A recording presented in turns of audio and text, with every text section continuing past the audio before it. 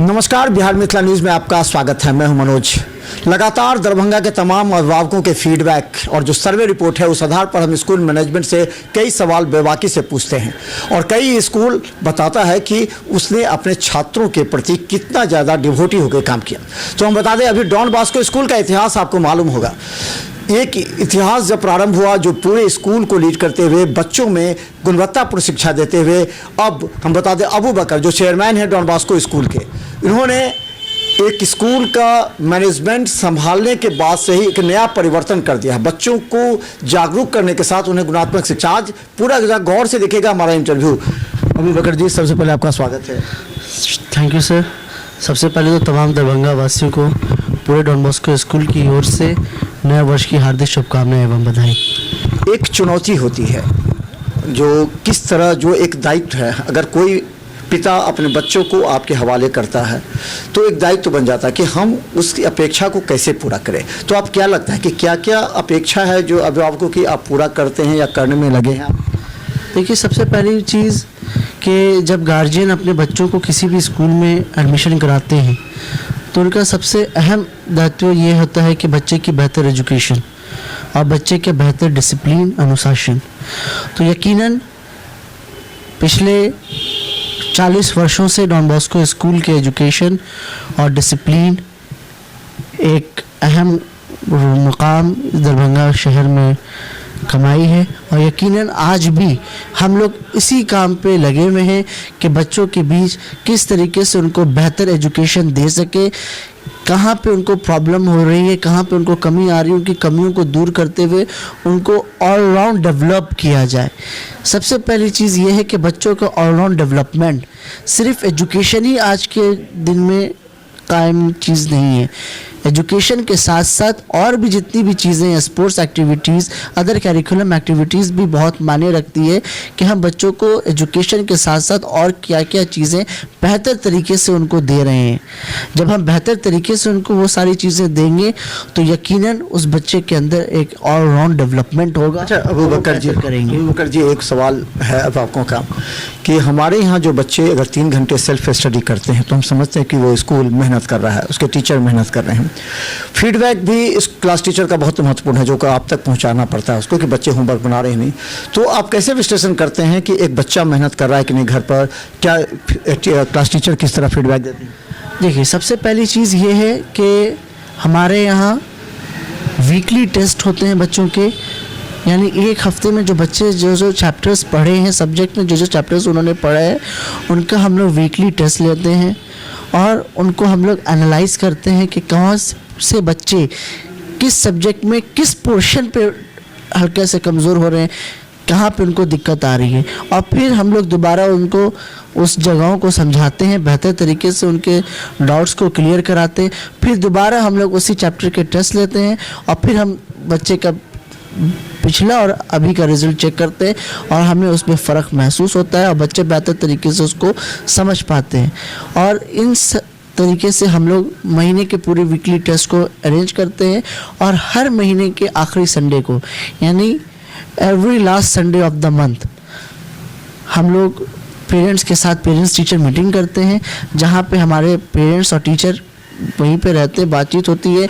जिन parents के साथ जो भी उनके प्रॉब्लम्स होते हैं या भी परेशानी होती है उनको हम सुनते हैं और उनको बेहतर करने के लिए हम लोग वहाँ पे कदम उठाते हैं। अच्छा, एक बड़ी चैलेंज है अभी के समय में। हम बता दें कि बहुत से स्कूल से शिक्षक छोड़ के चले गए। बीपीएससी सरकार की तरफ से जो परीक्षा ली गई थी उसमें अब एक स्कूल, अभिभावक अब चिंता में है कि सारे स्कूल में कि अगर 30% 50% टीचर छोड़ दिए, एक चैलेंज।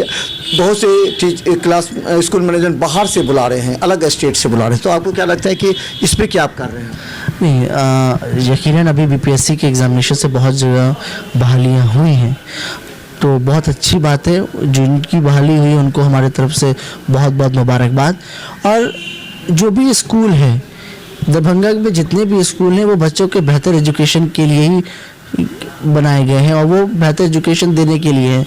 यकीनन प्रॉब्लम्स आती हैं लेकिन मैनेजमेंट इतनी कैपेबल है कि उस प्रॉब्लम को तुरंत सॉल्व करेगी और बच्चे के बीच बेहतर से बेहतर शिक्षक को देंगी और उनकी एजुकेशन कभी भी किसी भी जगह पे रुकेगी नहीं, वो हमेशा बेहतर ही होगी।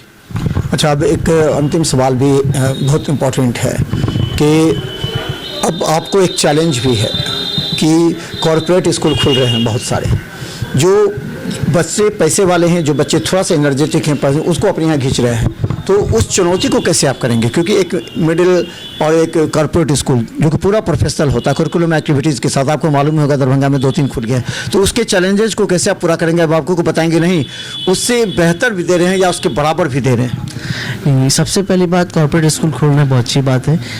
इट्स अ कंपटीशन और हमें अपने आप को और मजबूत करके चलने की प्रक्रिया मिलती है और हम लोग अपने आप को और मजबूत तरीके से लेके चल भी रहे हैं और हमें बताने में ज़रा से भी झिझक नहीं है। एक ऑलराउंड डेवलपमेंट बच्चे के लिए जो भी चीज़ों की ज़रूरत होती है, आज के डेट में दरभंगा के सभी स्कूलों में वो सारी सुविधाएं मिल रही हैं और हमारे यहाँ भी वो सुविधाएं अच्छे तरीके से मिल रही है। जैसे कि टाइम टू टाइम हमारे यहाँ स्पोर्ट्स होना चाहिए, ऐसे हम लोग इंडोर गेम्स एक्टिविटीज़ कराते हैं, आउटडोर गेम एक्टिविटीज़ कराते हैं, साथ ही साथ हम लोग science and art exhibition inter class भी कराते हैं और फिर हम लोग बीच में जो इंटर स्कूल का भी हम लोग सोचते हैं।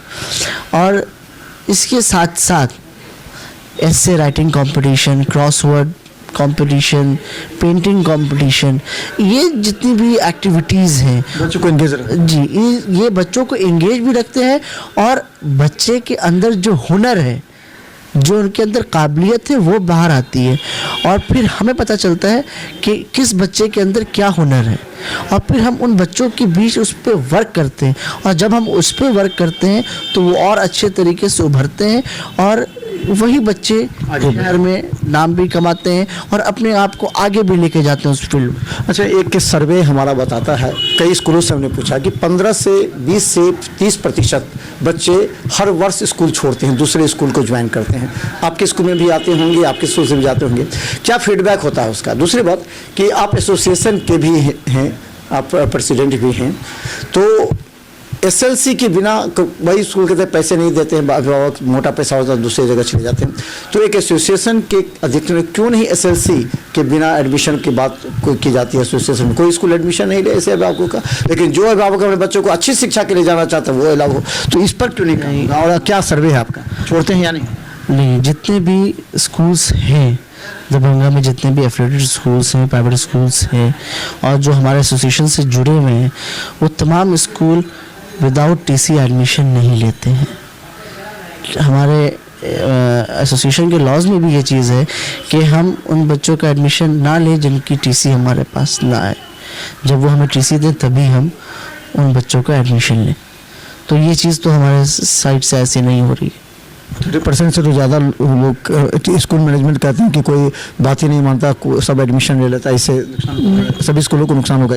ऐसी तो अभी कोई बात अभी आई नहीं है, लेकिन जो अभी आपको मैंने कहा कि जो भी जुड़े हुए लोग हैं और जितने भी स्कूल्स हैं वो इस चीज़ का ख़ास तौर से ध्यान रखते हैं कि हम उन बच्चे का एडमिशन ना लें जो हमें टीसी नहीं दे रहे हैं। चलिए, अंतिम सवाल, 2024-25 एक चुनौती है कि बच्चे जो एडमिशन में हैं पहले से और जो लेंगे उनके लिए क्या फैसिलिटीज़ एम्यूनिटीज़ दे रहे हैं, क्या उनको सुविधा दे रहे हैं, क्या कुछ बेटर दे रहे हैं पिछले साल की अपेक्षा? देखिए, जो हमारे पिछले साल से चले आ रहे हैं वो चीज़ तो रहेंगी ही, इसके साथ साथ हम लोग कुछ नई चीज़ें भी हम लोग इंक्लूड करेंगे, जिससे हम लोग ERP सिस्टम बच्चे का हल्का सा और अपग्रेड कर रहे हैं, जिससे पेरेंट्स तक सारी इन्फॉर्मेशन जाए कि बच्चे को पर डे क्या होमवर्क्स मिल रहे हैं, क्या उनकी एक्टिविटीज़ रही है, कहाँ पे इनको किस सब्जेक्ट में प्रॉब्लम्स या डाउट्स आ रहे हैं। इन सारी चीज़ों को हम पेरेंट्स तक पहुँचाएंगे, क्योंकि पेरेंट्स का भी एक अहम रोल होता है स्कूल के बाद। यकीनन जब बच्चे स्कूल से घर की ओर जाते हैं और घर पे जो उनकी टाइमिंग होती है पढ़ने की, और पेरेंट्स जब उनकी डायरी को, उनके होमवर्क्स को चेक करते हैं तो बच्चे जागरूक रहते हैं कि हमारे पेरेंट्स अटेंटिव है हमारी एजुकेशन को लेके। और यकीनन पेरेंट्स 2 मिनट भी अपने बच्चों के साथ बैठ के उनके होमवर्क्स और पढ़ाई के बारे में मालूमात ले लेते हैं या बात करते हैं, तो वो अटेंटिव होकर अपने पढ़ाई को सही ढंग से करते हैं और कहीं पे उनको फिर प्रॉब्लम्स नहीं आती हैं। हाँ, लेकिन कई जगह पे पेरेंट्स के काम की वजह को वो बेचारे बिजी हो जाते हैं और वो सही तरीके से टाइम नहीं दे पाते हैं, जिस वजह कर बच्चों को थोड़ी सी प्रॉब्लम्स होती हैं। उन्हें ये लगता है कि पेरेंट्स तो हमारे पे नज़र रख नहीं रहे या हमारे प्रॉब्लम्स को देख नहीं रहे कि कहाँ पे हम हैं और नहीं है, तो वो अपनी मर्ज़ी के हिसाब से उस काम को करते हैं।